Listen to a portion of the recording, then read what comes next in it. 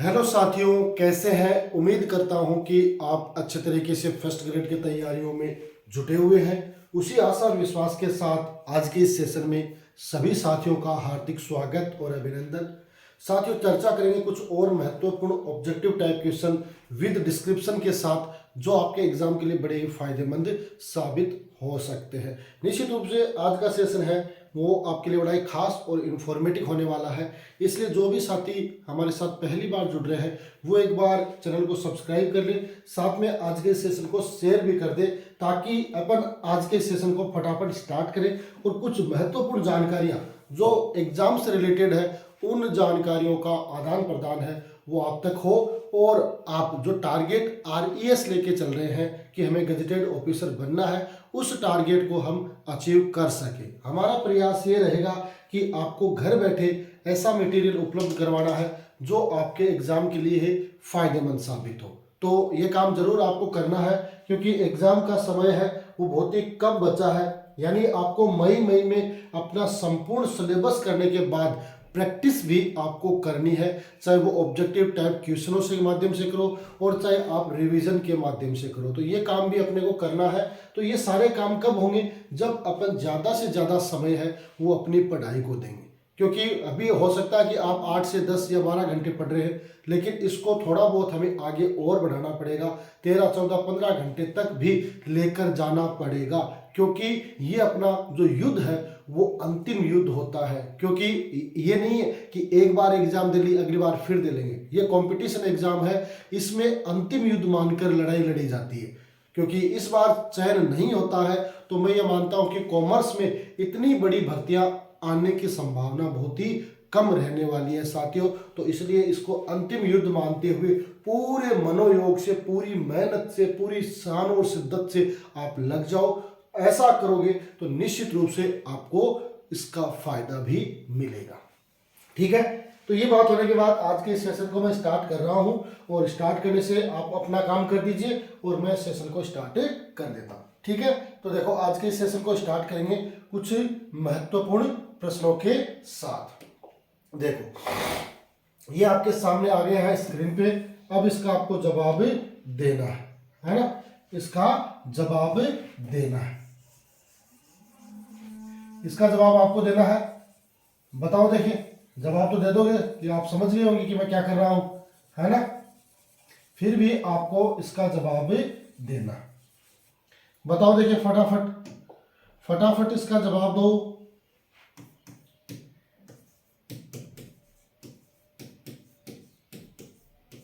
ठीक है,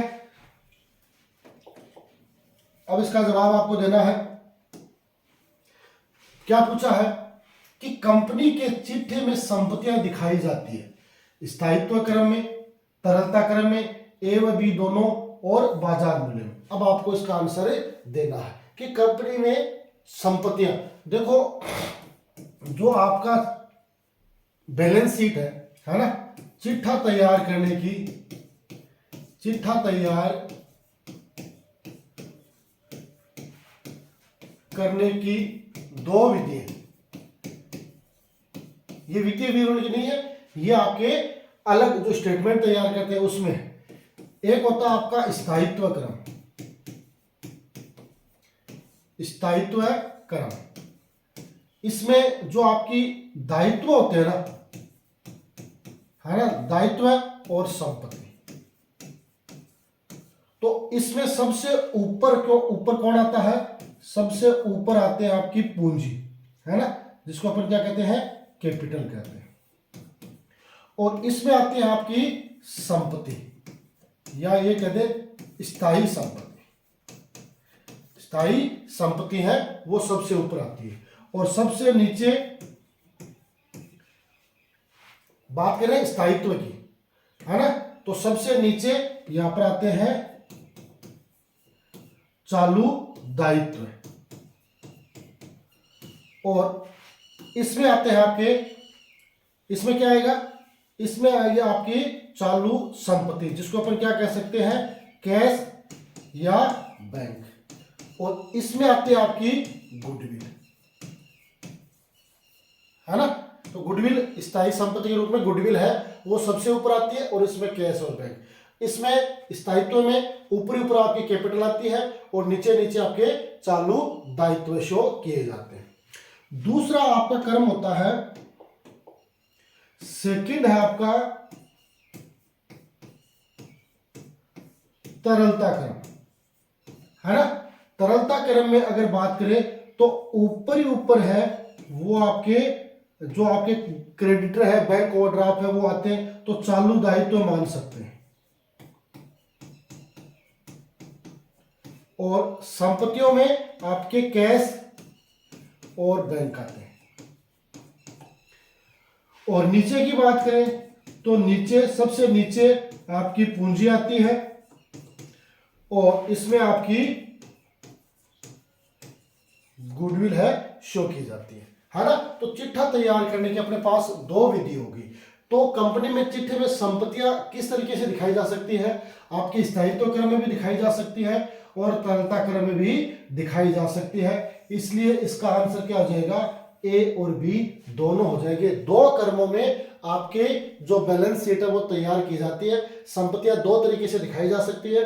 अगर स्थायित्व की बात करें तो सबसे ऊपर गुडविल और नीचे कैश और बैंक, है ना। और अगर तरलता की बात करें तो ऊपर कैश और बैंक, नीचे गुडविल है वो आपकी शो होती है। ठीक है, समझ गए मेरी बात, है ना। ये बातें जरूर छोटी छोटी है, हो सकता है ये सारी चीज आपने पढ़ रखी है, कहीं कोई दिक्कत नहीं है, लेकिन फिर भी अपने आप को सेल्फ चेक करने का, क्रॉस वेरिफिकेशन का भी एक शानदार मौका होता है। क्योंकि जो चीज मैं बता रहा हूं वो भी आपके पाठ्यक्रम में है और जो आप पढ़ रहे हो वो भी आपके पाठ्यक्रम में है। लेकिन हो सकता है कई बार क्या होता है कि जैसे कूप होता है ना, मेंढक, कुएं का मेंढक होता है, उसको लगता है कि मेरी सारी दुनिया यही है। तो कई बार विद्यार्थियों में भी ये स्थिति होती है कि वो जिस जगह वो बैठे पढ़ रहे हैं तो उनको लगता है कि मैंने सारी चीज है वो पढ़ ली है, अब कहीं कोई दिक्कत नहीं है। लेकिन कई बार क्या होता है कि महत्वपूर्ण टॉपिक है वो छूट जाते हैं। अपन चर्चा करेंगे साथियों के साथ, चर्चा करेंगे तो हमें पता चलेगा कि ये चीज मैंने नहीं पढ़ी।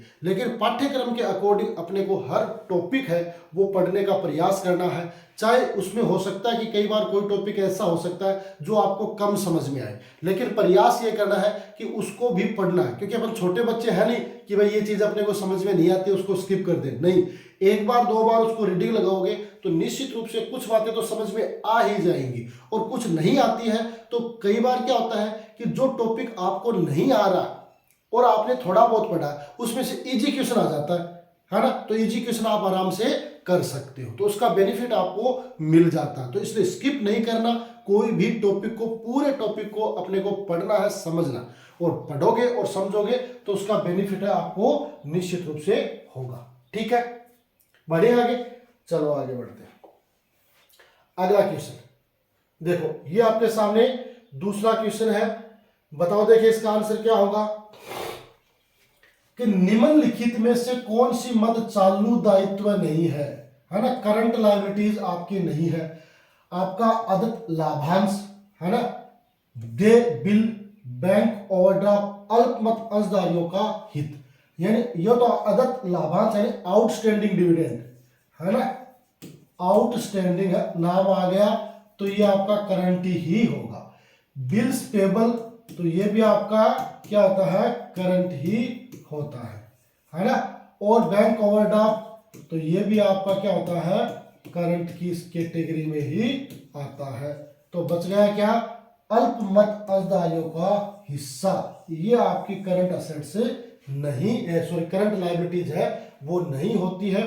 तो यहां पर इसका डी है वो सही आंसर हो जाएगा। ठीक है, current assets, current liabilities, fix assets, fix liabilities, जो आपकी फिक्टिव असेट्स है, टेंजिबल असेट्स है, इनटेंजिबल असेट्स है, उन सब के बारे में भी आपको पता होना चाहिए। क्योंकि एग्जाम में यहां से भी क्वेश्चन है वो बन सकता है, कहीं कोई दिक्कत नहीं है। ठीक है, तो चालू दायित्व है आपका अल्पमत अंशधारियों का हित है, वो चालू दायित्व की कैटेगरी में नहीं आता है। ठीक है, बढ़े आगे, आगे देखो अगला क्वेश्चन,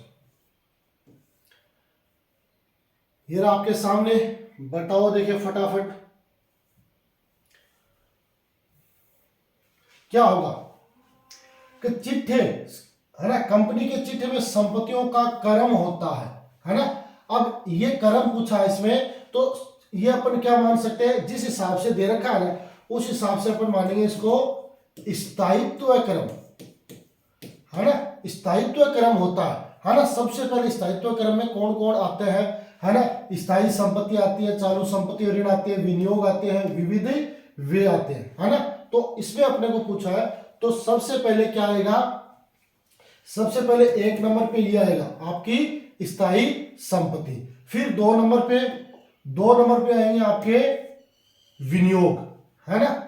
3 नंबर पे आएंगे आपके चालू संपत्ति एडवांस लोन, और 4 पर आएंगे आपके विविध व्यय सन्ड्री एक्सपेंसेस, जिसको अपन फिक्टिव असेट्स कहते हैं वो। तो इसमें 1 फिर 3 1 3 2 4, तो 1 3 2 4 1 3 2 4 यानी सी है इसका सही आंसर हो जाएगा। ठीक है, कमेंट बॉक्स में जरूर आपको कमेंट करके बताना है कि, क्योंकि फटाफट आपका आंसर आना जरूरी है। जितना जल्दी आपका आंसर आएगा लगेगा निश्चित रूप से आप उतनी ही अच्छी तैयारियों में जुटे हुए हो। ठीक है, बढ़े आगे। आगे देखो,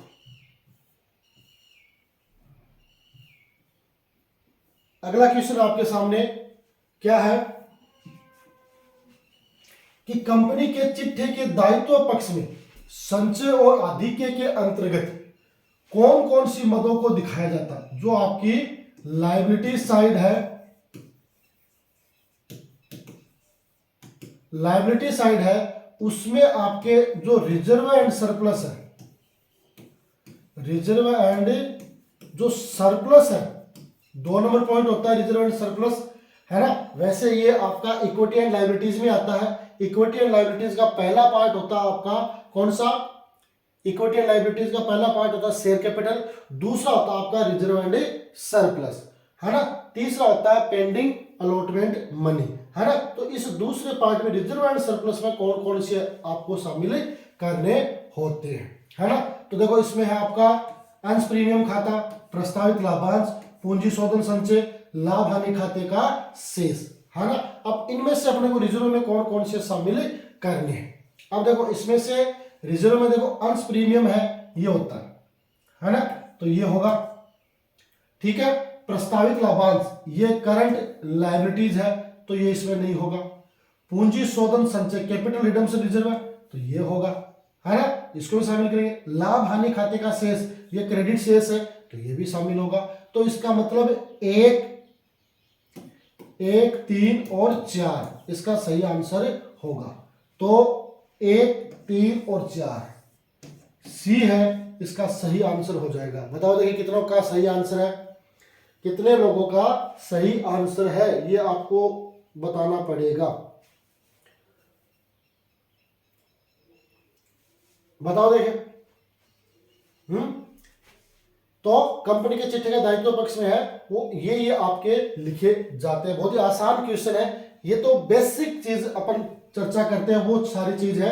हार्ड का भी जो लेवल है वो आएगा, जो आपके थोड़ा सा दिमाग से बाहर रहेगा, लेकिन फिर भी अपन क्या करते हैं पहले जो इंपॉर्टेंट है ना, जिनकी संभावनाएं ज्यादा बनती है एग्जाम में, उन पे अपन चर्चा करेंगे ताकि अपना क्वेश्चन है वो छूटे नहीं। ठीक है, बढ़े आगे। आगे देखो एक और क्वेश्चन आपके सामने, बताओ देखिए इसका क्या आंसर होगा। क्या है, कर आयोजन को चिट्ठे में किस शीर्षक में दिखाया जाता है ना। कर आयोजन को यानी आपका होगा provision for taxation, provision for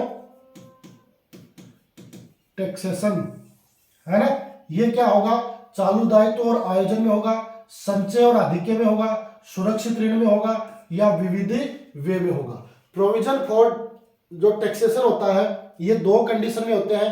एक, अगर आपके चालू वर्ष का है तो वो आपका क्या होगा, करंट लायबिलिटीज होगा, लेकिन 1 से अधिक वर्ष का है तो वो आपका नॉन करंट लायबिलिटीज में हो जाएगा, डेफर्ड, जिसको अपन क्या कहते हैं, डेफर्ड टैक्स लायबिलिटीज, है ना। तो यहाँ पर तो अपने को डेफर्ड टैक्स लायबिलिटीज के बारे में नहीं पूछा, सूचना कुछ भी नहीं दे रखी है, सिर्फ इतना पूछा कर आयोजन प्रोविजन फॉर टैक्सेशन को चिट्ठे में अपने को कहां दिखाना है, तो प्रोविजन फॉर टैक्सेशन को चिट्ठे में चालू दायित्व और आयोजन शीर्षक में दिखाना है। तो ए है इसका सही आंसर हो जाएगा। ठीक है, देखो कई बार क्या होता है कि एक कंपनी का जो व्यापार है वो खरीदा भी जाता है ना। तो व्यापार खरीदते हैं तो व्यापार में उसकी संपत्तियां भी आएंगी, उसके दायित्व भी आएंगे और कुछ राशि का भुगतान भी हमें करना पड़ेगा। तो उसमें क्या होता है कि अगर बाय द वे है ना, आप कोई व्यवसाय ने क्रय करा तो भी व्यवसाय ने क्रय करते समय आप कोई राशि चुकावा तो वह पीसी परचेज कंसिडरेशन। भाई किसी भी व्यापार को अपन क्रय करते हैं तो क्रय के बदले में उसकी सारी संपत्तियां भी आएंगी, उसके सारे दायित्व भी आएंगे, है ना। उसके अलावा जो राशि अपन भुगतान करते हैं वो होता है आपका क्रय प्रतिफल परचेज कंसिडरेशन। अब परचेज कंसिडरेशन में क्या है कि कई बार राशि क्रेडिट साइड की आएगी तो क्या डिफरेंस लिखेंगे और डेबिट साइड की ज्यादा आएगी तो क्या डिफरेंस लिखेंगे। तो देखो जब अपन व्यापार खरीदते हैं, है ना, किसी भी व्यवसाय को खरीदने पर, है ना, तो इसमें उसकी सारी असेट्स आ जाएंगी, सन्ड्री असेट्स अकाउंट डीआर। ठीक है, उसी तरीके से उसकी लायबिलिटीज भी आ जाएंगी। तो सन्ड्री लायबिलिटीज अकाउंट, है ना। यहां पर आ जाएगा आपका परचेज कंसिडरेशन,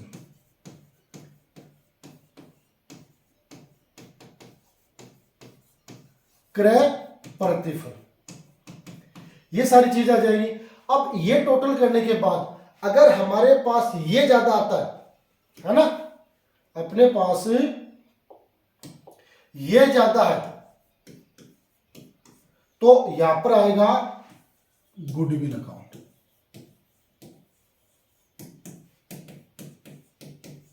ये आएगा आपका बैलेंस। ठीक है, बाय द वे ये ज्यादा है यानी संपत्तियां ज्यादा है तो यहां पर आएगा टू कैपिटल रिजर्व अकाउंट, है ना। ये आपका आएगा बैलेंस। ठीक है, व्यवसाय को खरीदने पर अगर अपने पास सन्ड्री असेट ज्यादा है तो कैपिटल रिजर्व बैलेंस आएगा, और अगर अपने पास सन्ड्री लायबिलिटीज और पीसी का बैलेंस ज्यादा है तो डिफरेंस है वो गुडविल आएगा। ये अपने को ध्यान में रखना है। ठीक है, ये चीज आपके दिमाग में होनी चाहिए। कब? जब किसी भी व्यवसाय को अपन खरीदते हैं तो कई बार इसका प्रैक्टिकल क्वेश्चन भी आपको पूछा जाता है कि भाई शेष राशि किस खाते में ट्रांसफर करेंगे, गुडविल में करेंगे या कैपिटल रिजर्व में ट्रांसफर करेंगे। तो ये बात अपने को ध्यान में रखनी है। लायबिलिटी साइड ज्यादा है तो गुडविल होगी और डेबिट साइड ज्यादा है तो आपकी कैपिटल रिजर्व इसका बैलेंस होगा। ठीक है, बढ़े आगे, चलो आगे बढ़ते हैं। चाहो तो आप नोट कर सकते हो लगातार, जिसका फायदा आपको एग्जाम में मिले, क्योंकि एग्जाम में फिर आपको रिवीजन करोगे तो बार बार आपको मोबाइल देखने की आवश्यकता नहीं होगी।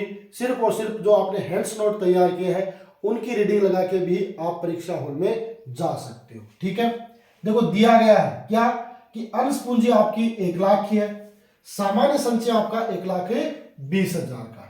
सामान्य संचय में से कंपनी अंश निर्गमित करना चाहती है ना।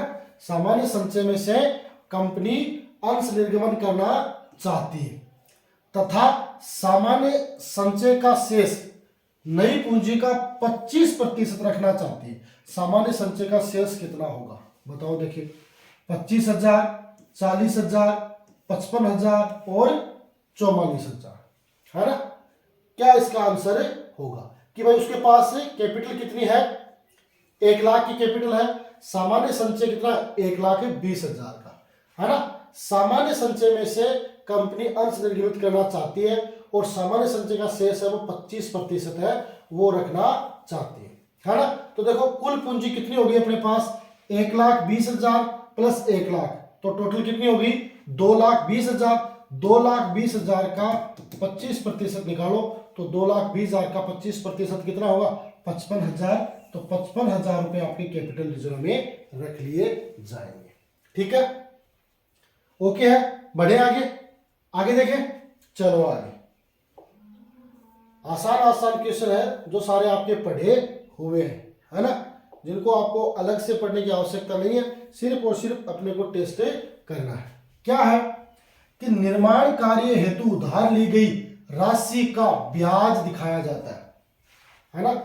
निर्माण कार्य हेतु उधार ली गई राशि पर ब्याज दिखाया जाता है। ठीक है, लाभ हानि खाते में, लाभ हानि नियोजन खाते में, संपत्ति पक्ष में और दायित्व पक्ष में। लाभ यानी निर्माण कार्य, निर्माण कार्य है वो क्या होगा आपका? एक तरीके से क्या होगा? इन्वेस्टमेंट, है ना। तो इन्वेस्टमेंट में अपन क्या करते हैं, कोई जो राशि अपन चुकाते हैं तो उसका सीधा सा सीधा फायदा है वो अपने को लाभों में होता है ना। तो ऐसी कंडीशन में इसका आंसर क्या होना चाहिए आपको बताना है। P&L अकाउंट में आएगा या P&L एप्रोप्रिएशन अकाउंट में आएगा या बैलेंस शीट में या लायबिलिटी साइड में? बताओ देखिए फटाफट, है ना, बताओ देखिए, बताओ। तो इसका आंसर होगा बी, लाभ हानि नियोजन खाते में ये दिखाई जाएगी। तो बी इसका सही आंसर हो जाएगा। ठीक है, ओके है, बढ़े आगे। आगे देखो, एक नाम आपने सुना होगा अनक्लेम डिविडेंड। अनक्लेम डिविडेंड यानी जो लाभांश अभी तक क्लेम नहीं किया गया है वो आपका अनक्लेम डिविडेंड होता है ना। तो अनक्लेम डिविडेंड की राशि का हरण करने पर स्थानांतरित किया जाएगा। यानी हरण का मतलब क्या हो गया कि भाई जो राशि आपने डिविडेंड के रूप में जारी कर दी है लेकिन उस अंशधारी ने आज तक उस डिविडेंड की राशि को प्राप्त नहीं किया है ना, और वो खातों में अभी तक पड़ी हुई थी, अब उसको क्या करेंगे, किसी दूसरे खाते में उसको ट्रांसफर करेंगे। तो दूसरे खाते में ट्रांसफर करेंगे तो वो खाता कौन सा होगा? यानी अनक्लेम डिविडेंड की राशि है अपने को कौन से खाते में ट्रांसफर करनी होती है? सामान्य संचय में, सामान्य संचय में, लाभांश समानीकरण कोष में, पूंजीगत संचय में या पूंजी शोधन संचय खाते में? बताओ देखिए कौन से खाते में इसको ट्रांसफर करेंगे, किसको? अनक्लेम डिविडेंड की राशि को, है ना। तो इसका आंसर क्या होगा? फटाफट आपका कमेंट बॉक्स में जवाब आए उससे पहले मैं इसका बता रहा हूं, सी इसका आंसर होगा कैपिटल रिजर्व में। अनक्लेम डिविडेंड की राशि अगर किसी अंशधारी द्वारा क्लेम नहीं की गई है तो एक निश्चित अवधि के बाद उसे कैपिटल रिजर्व में ट्रांसफर कर दिया जाएगा और वो संचय के रूप में काम करेगा। ठीक है, आगे बात समझ में? फटाफट आपके जवाब आ रहे हैं ना, और हर चीज आपको समझ में भी आ रही है, क्योंकि अपना जो टारगेट है वो ये है कि हर चीज है वो आपको समझ में आनी चाहिए, क्योंकि क्वेश्चन ऑब्जेक्टिव है लेकिन परीक्षा की दृष्टि से इंपॉर्टेंट है ना।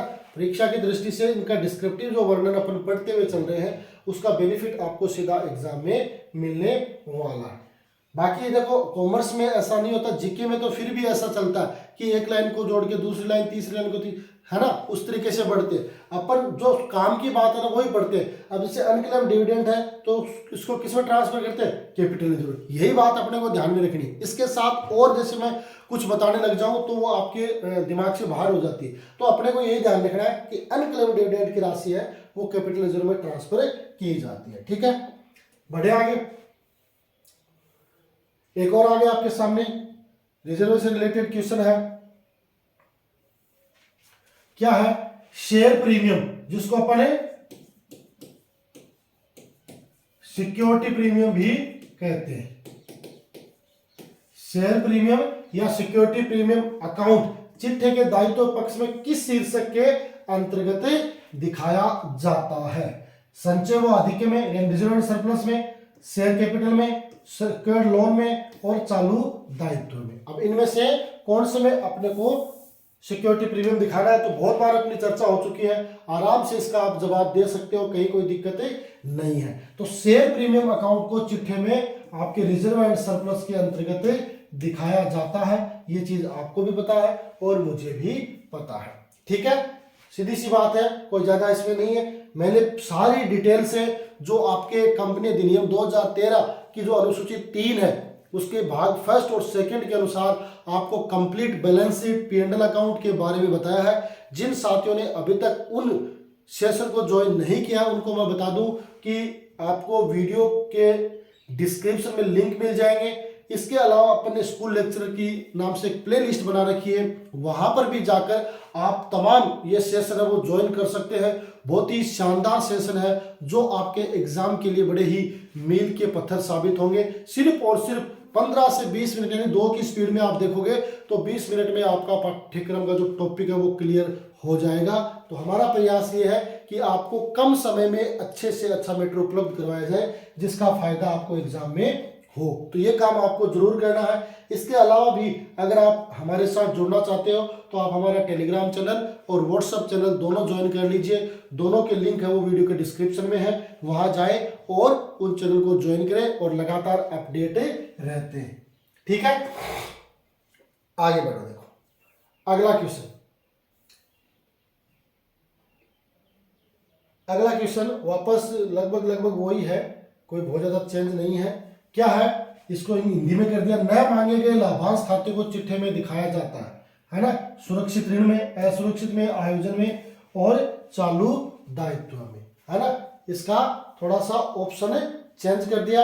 ये दिखाया कहा जाता है और ट्रांसफर कहाँ किया जाता है। उसमें क्या था, अनक्लेम डिविडेंड को कहाँ ट्रांसफर करेंगे, तो उसको था कैपिटल रिजर्व में। ये कह रहा है कि न मांगे गए लाभांश जो आपका अनक्लेम डिविडेंड होता है उसे चिट्ठे में कहाँ दिखाते हैं। अनक्लेम डिविडेंड को कहाँ दिखाएंगे, सुरक्षित ऋण में, असुरक्षित ऋण में, आयोजन में, चालू दायित्व में। अब इनमें से आपको बताना है।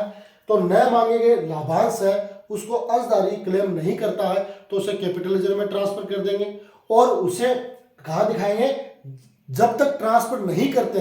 ये ट्रांसफर करने से पहले की बात है, ट्रांसफर करते हैं तो वो कैपिटल रिजर्व में चला जाएगा और कैपिटल रिजर्व भी आपकी बैलेंस शीट के लायबिलिटी साइड में ही जो आपका रिजर्व एंड सरप्लस है उसमें शो होता है।